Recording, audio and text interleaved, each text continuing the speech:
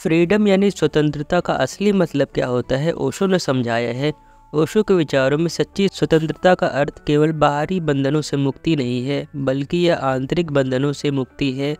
वह मानते हैं कि व्यक्ति तब तक सच्चे अर्थों में स्वतंत्र नहीं हो सकता जब तक वो अपने मानसिक और भावनात्मक बंधनों से मुक्त नहीं होता। ओशो कहते हैं स्वतंत्रता केवल बाहरी बंधनों से मुक्ति नहीं है। जब तक तुम अपने मन के बंधनों से मुक्त नहीं होते तब तक तुम स्वतंत्र नहीं हो सकते। ओशो के अनुसार अधिकांश लोग स्वतंत्रता को केवल बाहरी दृष्टि से देखते हैं। राजनीतिक स्वतंत्रता, सामाजिक स्वतंत्रता, व्यक्तिगत स्वतंत्रता। लेकिन ओशो कहते हैं कि बाहरी स्वतंत्रता अधूरी है यदि व्यक्ति आंतरिक रूप से स्वतंत्र नहीं है। बाहरी बंधनों से मुक्ति महत्वपूर्ण है, लेकिन उससे भी अधिक महत्वपूर्ण है मन, विचारों और भावनाओं से मुक्ति।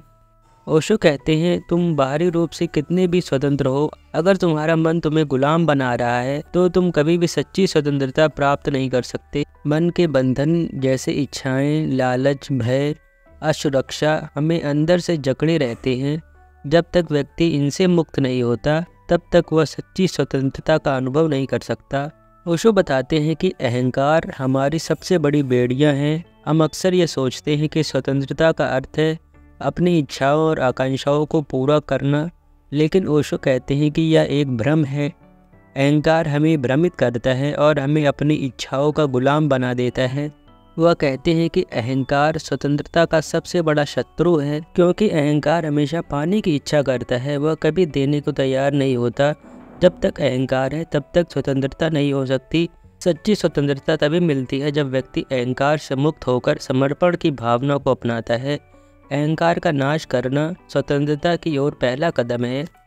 ओशो के विचारों में प्रेम और स्वतंत्रता का गहरा संबंध है। उनका मानना है कि प्रेम के बिना स्वतंत्रता अधूरी है और स्वतंत्रता के बिना प्रेम भी नहीं हो सकता। ओशो कहते हैं प्रेम और स्वतंत्रता एक दूसरे के पूरक हैं।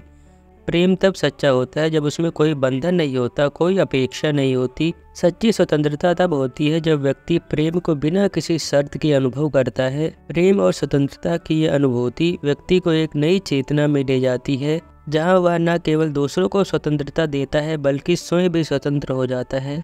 ओशो बताते हैं कि सच्ची स्वतंत्रता का अनुभव करने के लिए ध्यान आवश्यक है। ध्यान के माध्यम से व्यक्ति अपने मन और भावनाओं के बंधनों से मुक्त हो सकता है। जब व्यक्ति ध्यान में जाता है तो वह अपने भीतर की शांति और मौन का अनुभव करता है और यह अनुभव उसे आंतरिक स्वतंत्रता की ओर ले जाता है।